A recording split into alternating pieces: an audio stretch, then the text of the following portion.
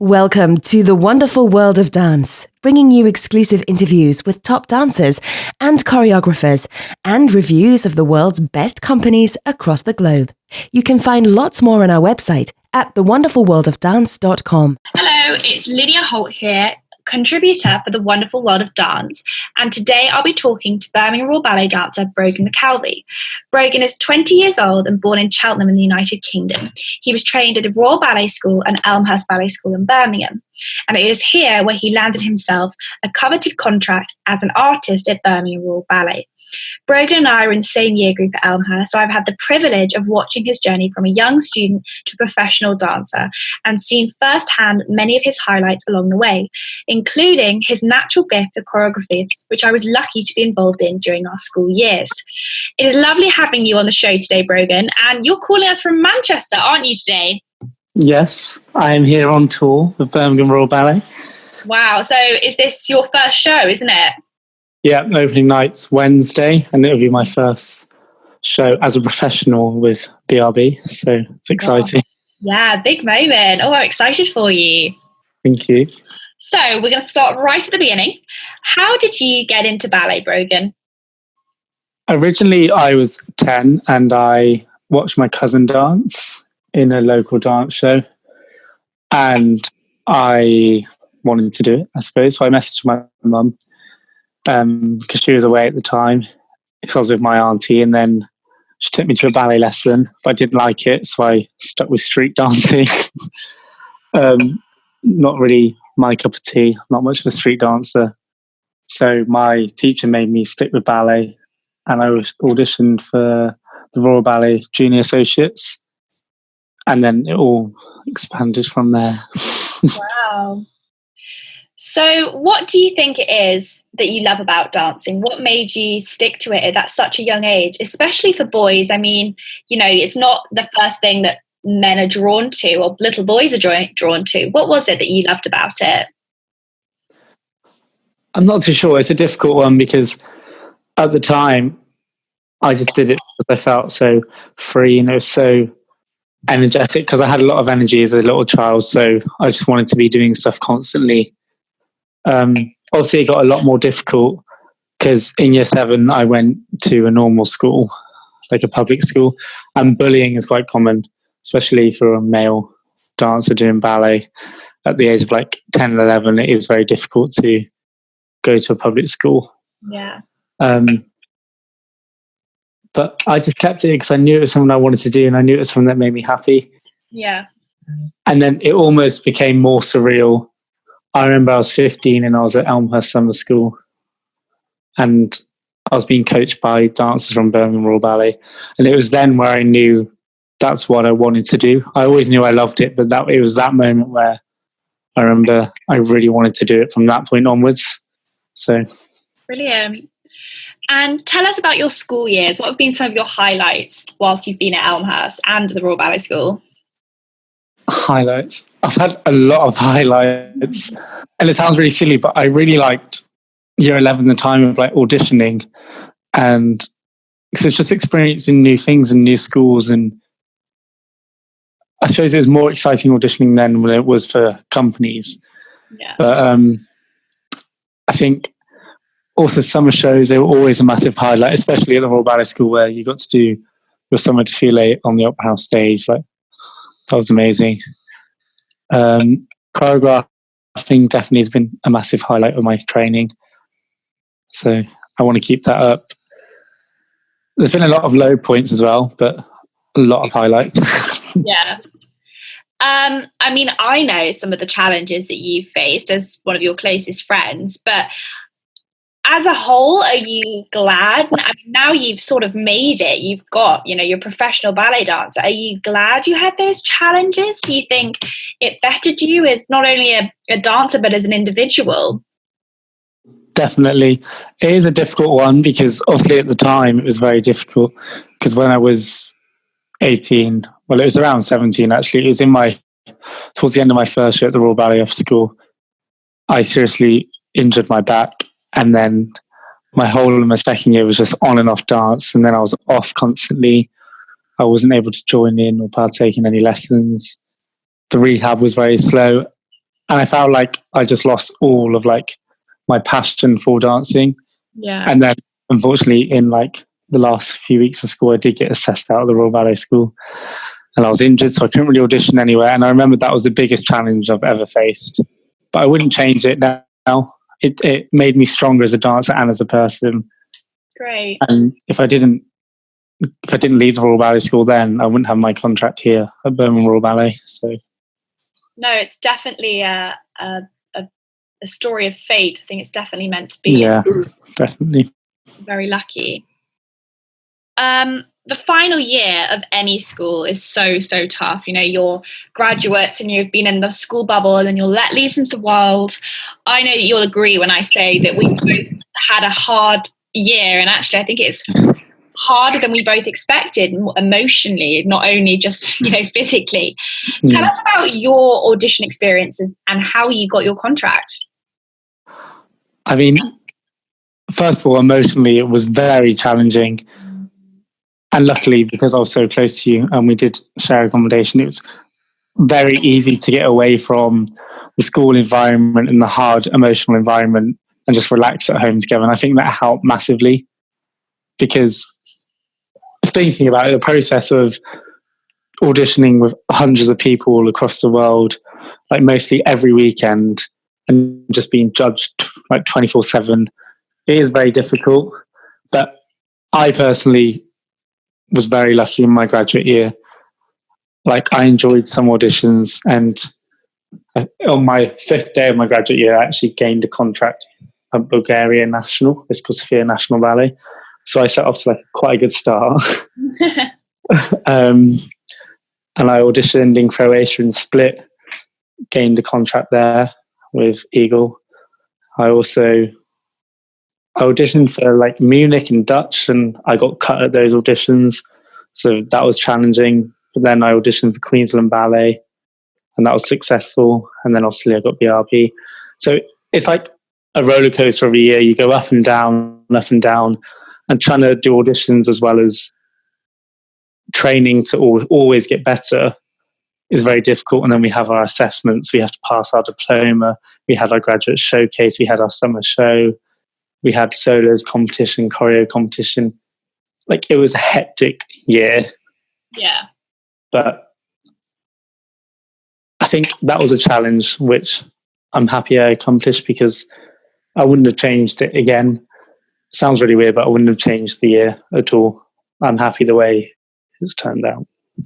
No, and I definitely agree with you. As Brogan said, like, we were lucky that we had one another, and it is a challenging year, but I think you have to find those moments of sanity of just normal and sitting and watching TV and like turning it off, because it is incredibly intense. And you know, you had a very varied year with lots of yeses and lots of nos, and you're exactly right. It's so exposing, these auditions, and you put yourself out there. Gosh, I mean, it's like it's your passion. So when you get a no, it's incredibly hard to not take it personally. But for stories like yours, where it came through, it's motivation and it's hope for the rest of us that actually it can happen. So I'm lucky that I got to witness yours so close, because it motivates me, it gives me hope, which is really nice.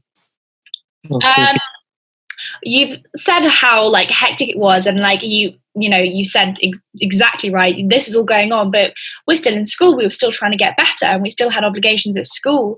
How do you manage that yourself? Like, is there any methods and strategies that you think of to sort of just like keep yourself going and, you know, not get overwhelmed? Personally, it sounds very silly, but personally, I had a part-time job on the weekends at home in Cheltenham.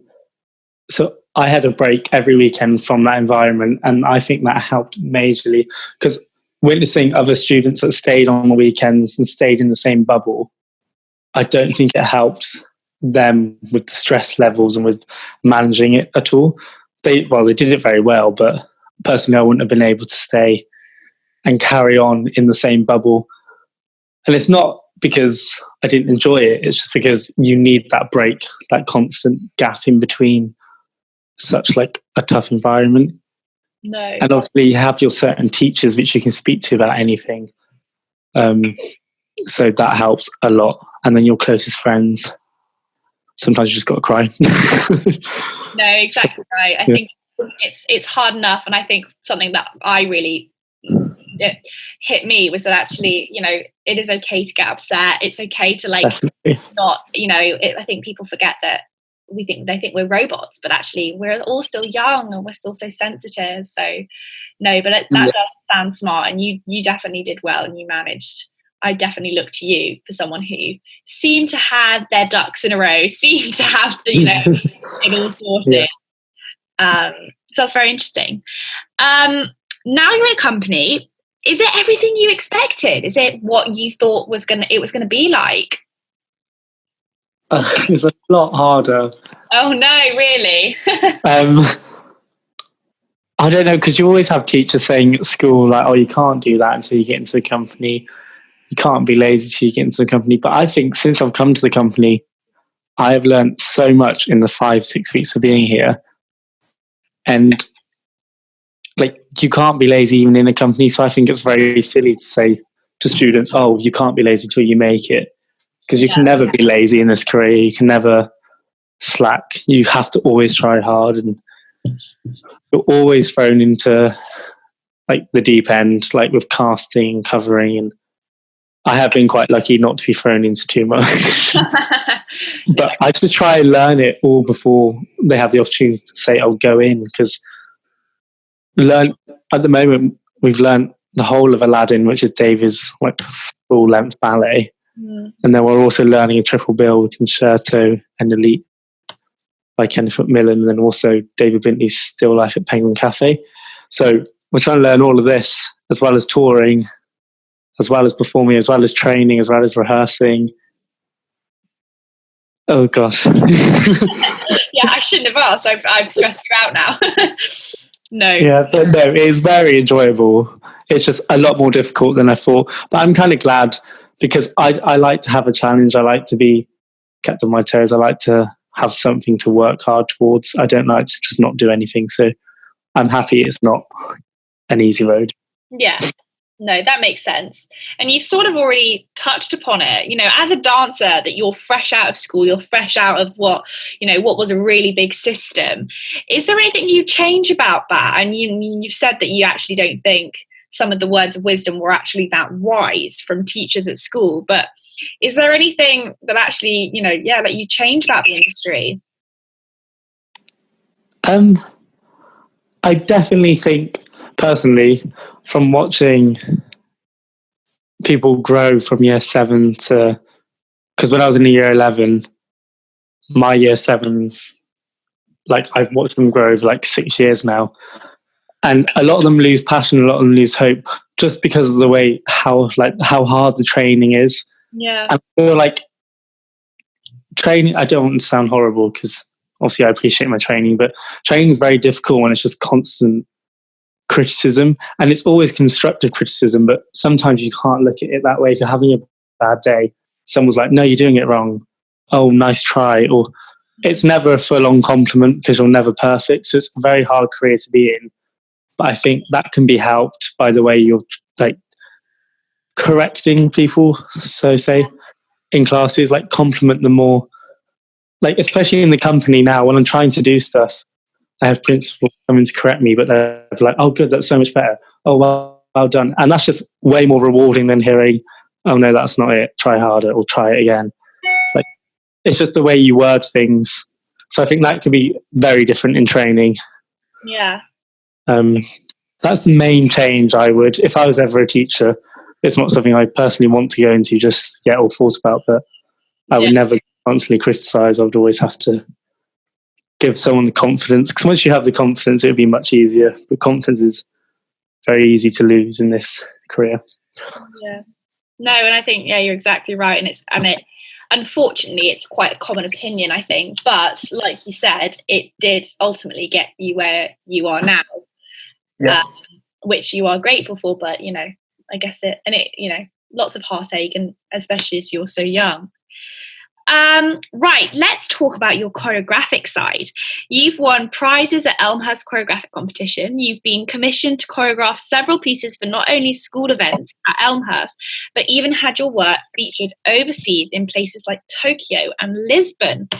Where did this inspiration come from? What made you start to move choreography? I can never answer this question. I don't have like an initial inspiration, but I just love to be creative and I love to be on board and I love to be experimental. I love to try new things. I love to see like the way you can make dancers move, not just the average tendu in a plie. Nothing wrong with that. Some of the greatest ballets involve that. But honestly, it started from being young. I constantly just made up dances. I remember I used to always be in my bedroom dancing around, choreographing. And then obviously when I came to Elmhurst, I did all the competitions. It's quite successful in the lower school ones. And I think just the more opportunities you get, the more you love it and the more you realise it's definitely what you want to do. Yeah. And especially having my injury, I needed that backup. I needed that something that would make me want to carry on. And I'm doing my dancing career to experience new ways to move, just to give it to other people and choreograph on other people. And I just want to inspire dancers to want to dance. So that's my aim. Oh, that's lovely, especially for someone so young. There's a bit of a stigma towards young choreographers. It's nice to have someone so young actually knowing with direction and knowing what they want to do and actually how they're going to do it. They're going to get the experience so that they can show others how to do it. It's lovely. Definitely. Like a lot of people will know listening to this, a dancer at Birmingham Royal Ballet called Ruth Brill. She's like a close friend and a work colleague, but she has done so well with her choreography and it inspires me a lot. And now like I'm working with her and it's just, I thought like the whole inspiring thing would change and I'd have to like try and be funny with her. But she has inspired me so much as a young choreographer. She's done so well. Like her premiere of Arcadia was the 21st of June in Birmingham. And that was the main stage one. And it's still being performed this year. It's in our rep coming up in London at Sadler's Wells on the 3rd and 4th of November. Wow. So, and I've asked her loads of questions about it. And she told me she first heard the music 2 years ago. Gosh. So 2 years before the premiere. And that's how long the process was. She worked with the designers 1 year before the premiere, the composer, John Holt. And she just did everything so far in advance, but she knew what she wanted and she knew what she wanted to do and everything would progress in rehearsals. And it all just initiated from the BRB choreographic workshop in 2016. And then she was commissioned from there to create the full act ballet. So that inspired me, seeing other people being able to do it. Yeah. So definitely something I want to do. Yeah, no, it's lovely you've got the opportunity to have a mentor so close to you. I mean, she's, just a couple of years your senior, but she's doing everything that you hope to be doing, I imagine. So definitely. That's lovely. And Ruth is a lovely dancer. I can say from seeing her in the Hippodrome you can see she's charismatic and when she's on the stage. So I watch her in class and I always see dancers I want to choreograph on. And she is just one of them. Like, okay, well, everyone in BRB is incredible. And I would love to choreograph on all of them. But you see the way people move. Like, dancers inspire me. And I'm not just saying this to everyone listening, but Lydia also inspired me so much in my choreography, the way she would move. And it's just, if you find a dancer you love to work with, I feel like your choreography progresses so easily. So Ruth's definitely one of those dancers. I'm flattered, but probably her being a choreographer herself, she probably, she knows what to look for when she's therefore being choreographed on. So, definitely more strings to your bow. Yeah. How do you create your work? What's your process? Where does the immediate stimulus come? And then how does it get from there to on the stage? How do you like to work? if it's coming from just me and it's my initial idea and I've had no input from outside, I'm just always listening to music. And I'd say music's one of them. But as you know, with working with me, my music can change up to like 10 times before you even perform it. Sometimes I don't need music. I just move, and I don't think about the choreography before I go in the studio because I don't know who I'm really working with, and I don't know who I want to do it. I just have dancers in the studio, and then I spot someone, and I'm like, you, and then I start working with them more, and it progresses from there, and then I can find music to match to it. One thing I'm always really bad at, though, is thinking of a title to my piece because I never can set it before because the choreography changes so much that if it's supposed to be story-based about something in particular, by the end of the process, it'd be nothing to do with that, and I can tell you that. I can promise you that.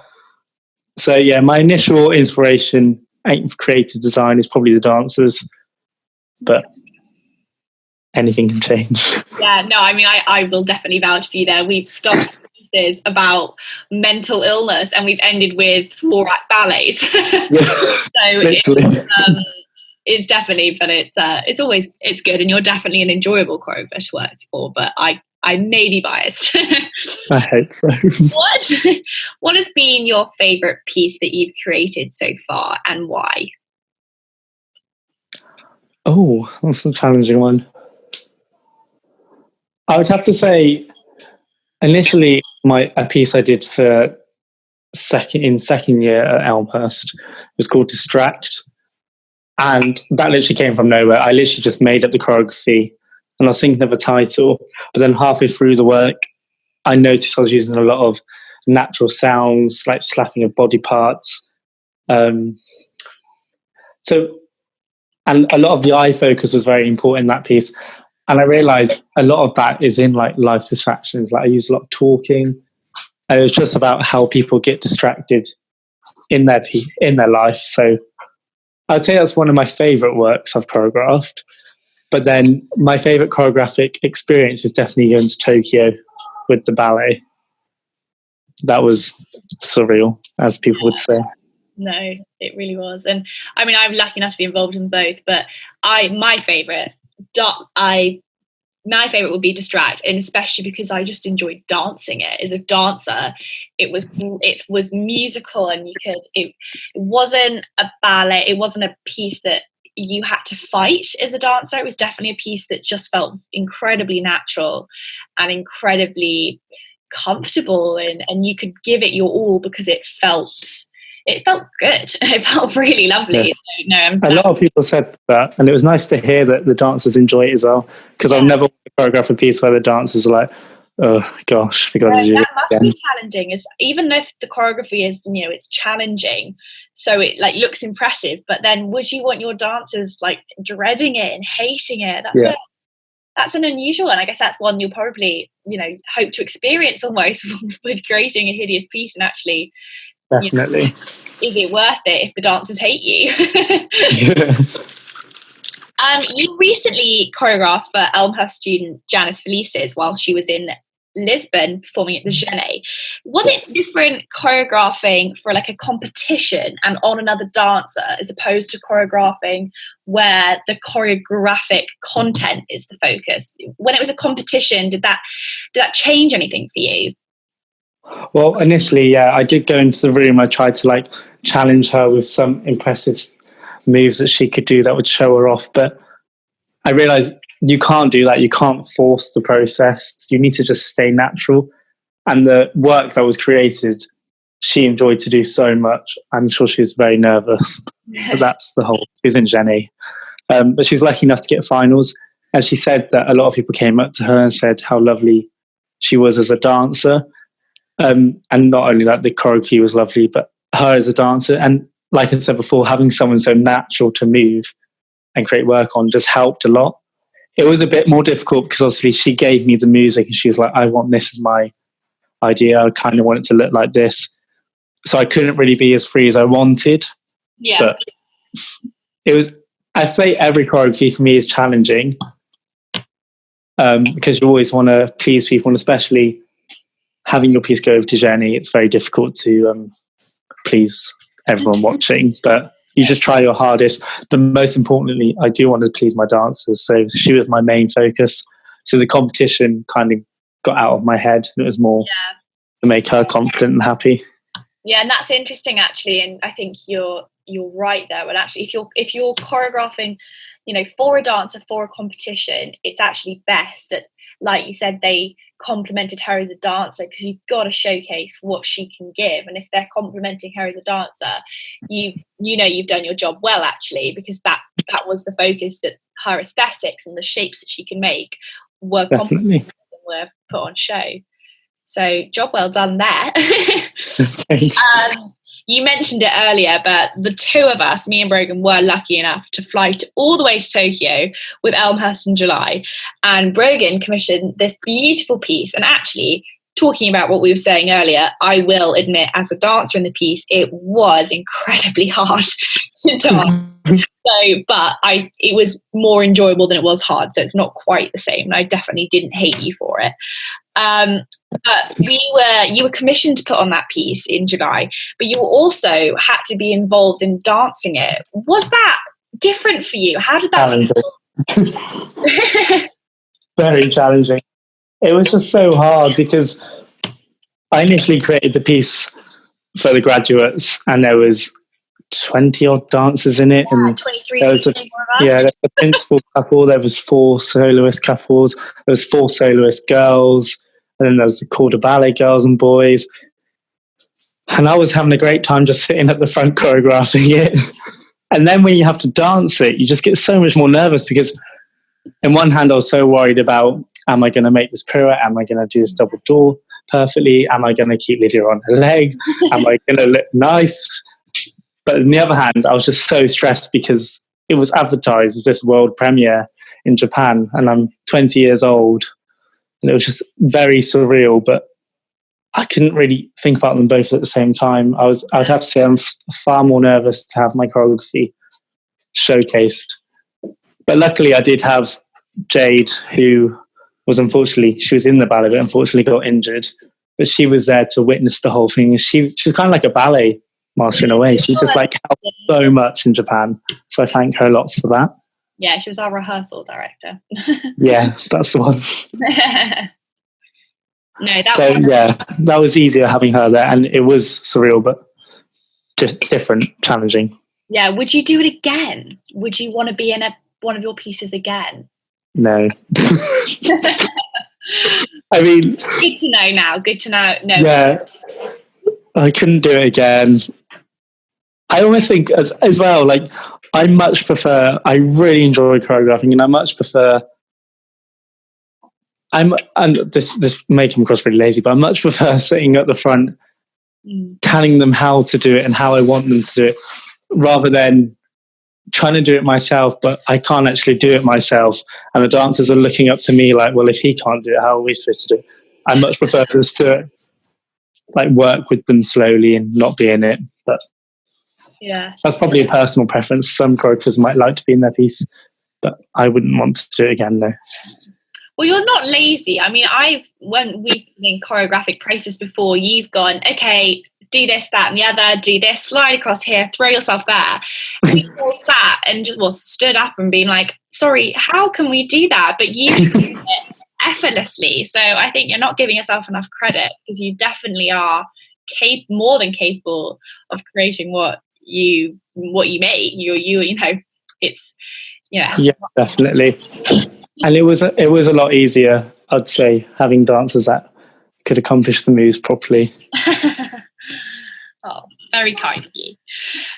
You're a very inspiring individual, Brogan, and I have known, and I've seen you overcome so many hurdles, and I'm incredibly proud of you. And I know that how much more you have in that bank. You've got a lot left to give. My last question for you is, what would be on your bumper sticker? What would be your golden words of advice for any aspiring young choreographers, dancers? What can you give them? Persistence. Definitely just keep pushing. You always feel like, oh, I don't want to do this today, or oh, I'm never going to make it here. But if you constantly push it, and persistence is key if you constantly just try hard, work your hardest, work for yourself, no one else, you will make it. Take your work seriously, but not yourself. Enjoy your social life. Have fun. Stay relaxed and just persist through, and you'll make it. No, and actually, you definitely, as your friend and your colleague, you definitely live by those words. So I'm glad you are a success story in itself. Thank you very much. Thank you for having us on the show today, Brogan. All the best for your premiere on Wednesday. We'll be thinking of you, and I'm sure we will see you in the future very soon. Thank you for having me. Thank you. Don't forget to subscribe. We've got some incredible interviews coming up with principal ballerinas and renowned choreographers. We love dance and ballet, and we hope you'll love us. Join us on Facebook and Twitter.